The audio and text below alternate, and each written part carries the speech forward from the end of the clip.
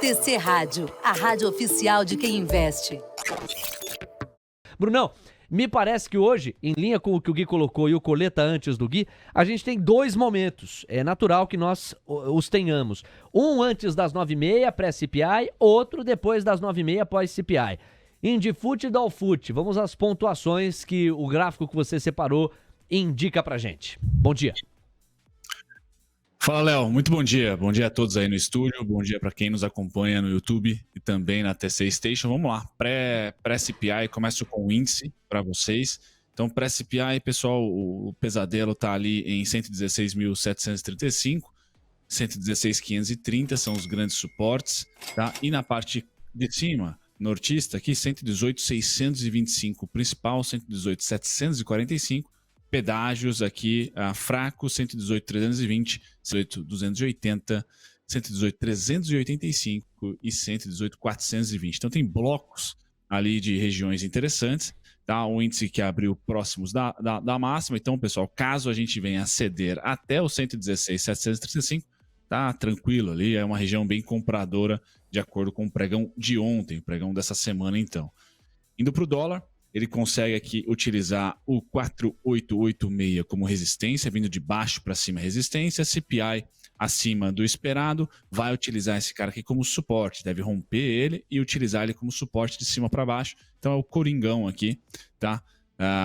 Em homenagem aí ao Denver Nuggets do Joker, lá que ganhou a NBA ontem, Coringa do dólar aqui é o 4,886, tá? O suporte para essa queda é o 4,872, tá? 4,862,5, 4,861,5. Aqui tá uma primeira parada, tá? De um CPI fraco, por exemplo, 4,862,5, 4,861,5 pode ser uma grande parada aí para um CPI vindo fraco. Léo para cima, a única resistência, como o Coringa, é o 4,886, 4,898, 4,901,5. Lembrando, acho que você chegou a comentar, Léo, antes de eu entrar, que a frustração de um CPI forte não está muito precificado, ou nada precificado. Pois é. A bonança de um CPI fraco já está meio que no jogo, tá? Então, assim, notícia boa, pouca alta pro S&P, pouca baixa pro dólar, talvez. E notícia ruim, essa não. Essa pode dar uma rasgada chata. Grande Bruno. Preciso, Bruno. 9h10. O resumo é esse. Nós não temos, Coleta, nenhum terreno pré-asfaltado para um CPI que frustra as expectativas. E o que seria um CPI que frustra as expectativas? Um CPI azedo. Uma pressão inflacionária maior do que a imaginada, que quebre o consenso.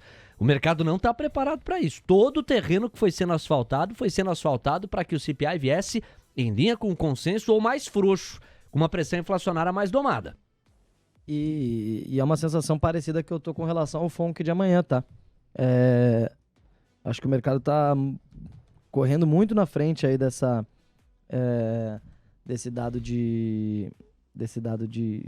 decisão dos juros, dessa pausa, que vai ser uma pausa com um tom, se for uma pausa que for acompanhada de um tom hawkish por parte do Jerome Powell, um tom de, vamos deixar aberta a possibilidade de uma nova alta, o mercado pode corrigir.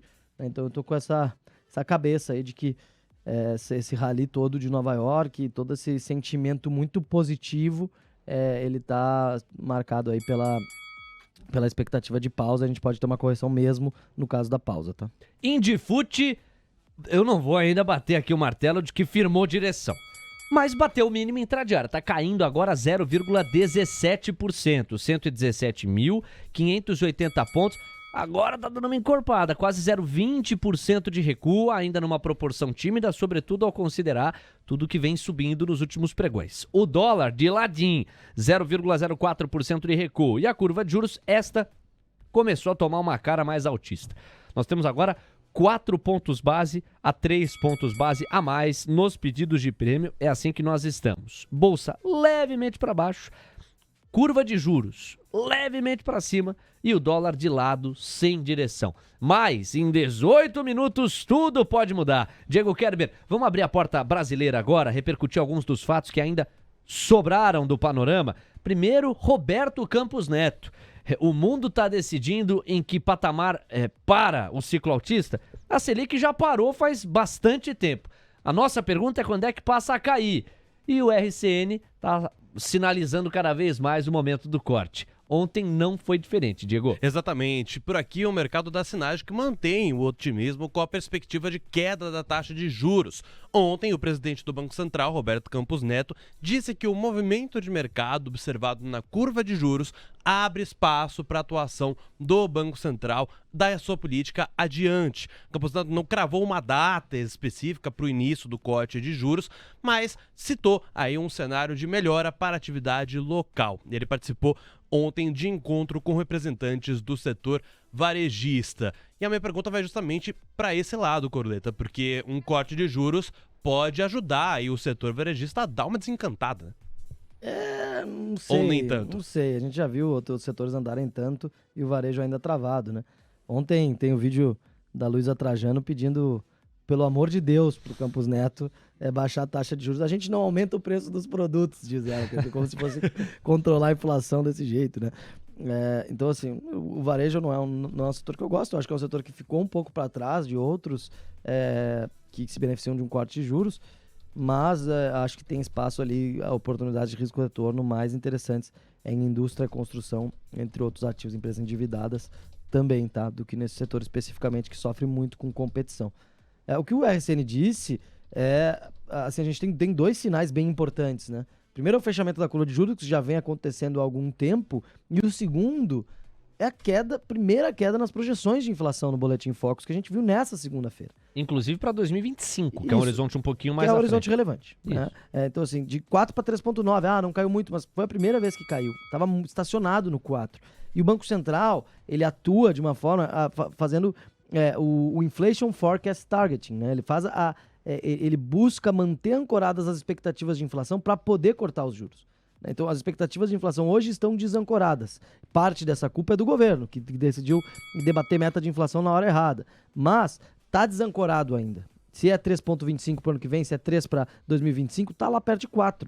Então, o Banco Central, como ele atua fazendo a medição das expectativas de inflação, de forma a garantir que a trajetória de macroeconômica, a expectativa dessa trajetória esteja alinhada com as metas, ele ainda não poderia cortar, mas a gente começou a ver cair essas expectativas de inflação junto com a curva de juros, de forma que o RCN começa mais dovish a indicar esse corte na Selic. Não acho que vai ser já em junho, vai ser surpreendente se for em junho, ele vai ter que ter mais uma aparição ainda mais dovish antes da semana que vem, para que a gente comece a pensar, talvez seja já na semana que vem. Inclusive as apostas dos derivativos brasileiros, entre aspas, é de que o corte vem em agosto, assim, com fôlego, né? Em julho não se fala em corte ainda. Exatamente, na reunião seguinte de agosto, ou então em setembro. Então a gente passa a tentar entender quando e em qual magnitude, né? Qual que é a chance? Vai cortar 50? Vai cortar 25? Tem espaço para cortar 50, na minha opinião, né? Então, esse debate todo ele é bem positivo aí para o mercado e para os setores cíclicos da Bolsa que a gente está vendo realizar, né, sem parar. São 9h16. O tempo passa, a torcida brasileira, diria Fiore Gigliotti. Faltam 14 minutos para as 9h30. 14 para as 9h30. Vamos aproveitar a onda do CPI para atingir o maior número de likes possível. Já temos 417 likes, 4 lotes completos. A cobertura especial do CPI começa em alguns minutos para a gente fazer a fotografia do mês cheio, quinto ou mês de maio. Vamos trazer a foto mensal, a comparação mês a mês, a comparação ano a ano, o acumulado dos 12 meses, o núcleo, que é tão importante, é um dos cores para você pensar o racional do Federal Reserve no manejo de sua política monetária. Tudo isso em alguns minutos. O Bruno Mazzoni segue conosco, ele já está preparando os gráficos da terra do Tio Sam e os gráficos das commodities para sua despedida aqui antes da divulgação do CPI. E o Guilherme Cunha vai responder a seguinte pergunta: quais posições ele está montando sob a luz do CPI? É de ladinho que se vai, então ele só bunda na parede e observa até 9h30? A partir do que vier com o dado é que ele monta as posições? Ou vai tentar se antecipar o Guilherme Cunha? Como ele mesmo diria, cuidado operador, já ele responde essa, são 9h17. Ainda nos fatos domésticos, o Supremo Tribunal Federal, atenção, hein, foi nas últimas horas de ontem, formou maioria no julgamento que discute a incidência de PIS e COFINS sobre receitas financeiras de bancos, corretoras, cooperativas de crédito e seguradoras. Ou seja, tem essa mordida da taxa em mais campos, o que aumenta a arrecadação por parte da União. É uma beleza de vitória, pensando na ótica do governo federal que precisa rechear melhor os cofres públicos. O Ministério da Fazenda estima que a ação tem impacto de 115 bilhões de reais em favor da União. Risco fiscal diminui com essa pegada e com essa notícia. Diminui do jeito errado, né? Essa dinâmica de não há enxugamento de gasto, não há maior eficiência de gasto, ou pelo menos pouquíssimo se fala nisso, e sim em mais arrecadação, né? Agora, a história que deixa curioso quanto a isso a Fazenda estima que esse PIS/COFINS sobre a atividade financeira vai impactar 115 bi nas contas públicas. A Febraban fala em 12. Tem um abismo aí, né? Ou seja, qual vai ser? Aonde vai parar esse impacto fiscal? Então é difícil de precificar, né? Difícil que o mercado precifique uma queda violenta de risco fiscal, que 115 bilhões realmente trariam, né? Trariam uma viabilidade desse arcabouço fiscal, quando quem vai pagar esse imposto, que são efetivamente os bancos, né? Alguns outros segmentos, como você comentou, fala em 12 bi de impacto. Então são 115 ou 12, né? Aonde nesse meio do caminho que deve estar o número real é muito difícil de estimar nesse momento, Léo. São 9h19. Bom, pessoal, deixa eu aproveitar o gancho, porque nós temos um último destaque do Diego em relação à Verde Asset Management, de Luiz Stuhlberger. Foi divulgada a carta referente ao mês de maio. E essa carta trouxe atualizações sobre a alocação de capital, o que é que o Stuhlberger está fazendo com os seus trilhões sobre os quais ele incide e gerencia junto a todos os seus. Antes, no entanto, vamos aproveitar que o tempero ainda nos leva a Brasília, falávamos há pouco do Supremo Tribunal Federal, e convocar a repórter Simone Cafrune. Você entendeu o início do comentário do Corleta, né? Na visão dele, está havendo sim uma diminuição do risco fiscal, mas pelo incremento de receita, não pela redução das despesas, dos gastos. O fato é que a conta precisa fechar. Ou você enxuga em determinados pontos, aumentando a eficiência, ou você aumenta a receita. É disso que se trata a decisão do STF. Por falar em Supremo Tribunal Federal, Zanin corre para articular a aprovação no Senado. É disso que se trata. Qualquer indicação precisa da bênção dos senadores e, portanto, qualquer indicação no extraoficial corre para articular e asfaltar a aprovação. É o destaque de Simone Cafrune, a Suprema Corte Brasileira, tendo uma nova cadeira em instantes a partir da aposentadoria de Ricardo Lewandowski. Pois não, Simone, bem-vinda, bom dia. Bom dia, Léo. Bom dia, ouvintes da TC Rádio. O advogado Cristiano Zanin, indicado pelo presidente Luiz Inácio Lula da Silva para a vaga do ministro Ricardo Lewandowski, aposentado no Supremo Tribunal Federal, já está percorrendo os corredores de Brasília para garantir a aprovação do seu nome na sabatina. A sabatina foi marcada para 21 de junho, portanto, na próxima quarta-feira. Ele se reuniu hoje com a maior bancada do Senado, o PSD, às 14 horas, na liderança do partido, e também prevê uma reunião aí com a oposição. Tudo isso que o presidente da Comissão de Constituição e Justiça, o senador Davi Alcolumbre, já escolheu o relator, veneziano Vital do Rego, vice-presidente do Senado, será o relator, e já definiu a data, como eu disse, 21 de junho. Depois dessa sabatina, se for aprovado, o nome de Zanin deve passar pelo crivo do Senado. E, às vezes é no mesmo dia, mas a gente sabe que essas sabatinas são longas, né? Na CCJ são 27 senadores, é preciso um quórum de pelo menos 14 para começar a sabatina. E no plenário precisa de uma maioria absoluta, portanto 50% mais um, de 81 senadores, são 41. Na semana seguinte, é a vez dos dois diretores do Banco Central, o Gabriel Galípolo e Ailton, aqui sob a relatoria de Otto Alencar, dia 27 de junho. Em comum, essas sabatinas não devem trazer surpresas. Nas comissões, os nomes devem ser aprovados. Ou seja, Gabriel Galípolo aprovado na direção ou numa das principais, a principal diretoria do Banco Central, e Zanin aprovado dentro do Senado para ocupar uma das cadeiras da Suprema Corte Brasileira. Corleta faz preço, Zanin no STF. As decisões do STF já têm sido bastante em linha com o que espera o Executivo. Há um alinhamento apontado por analistas e, sobretudo, pela oposição, sugerindo um azeitamento que não houve ao longo dos últimos anos na gestão anterior, gestão de Jair Bolsonaro. A chegada de Zanin, em teoria, favorece mais um voto mais alinhado ao Palácio do Planalto. Isso faz preço ou, rigorosamente, não muda o jogo, apenas aumenta a gordura em decisões que tendem a ser mais pró-Planalto? Não acho que faz preço não, Léo. Acho que O que pode ter impacto é político, né? No debate, de o Lula ter colocado seu próprio advogado lá, isso pode pesar em algum determinado momento mais para frente. Nesse momento não vejo o impacto de mercado, não. São 9h22. Bom, pagamos todos os eventos principais antes das 9h30. Então a gente aquece os motores pro CPI e agradece os quase 500 likes que nós já temos aqui na transmissão. Pra Maíra de Almeida, cheguei likeando, aí sim Maíra, beijo no C. Pro Bibacoin, canal maravilhoso, meteu um foguetaço aqui. Pra Rosa Maria de Freitas, bom dia, ótima terça-feira a todos. Pro Jerry Games, quem mais? Pro Thiago Alves, bom dia TC Rádio, like tá pago, agora quem paga sobre o DI Fute? Abraços a todos, valeu. William Souza, de olho em IFCM3.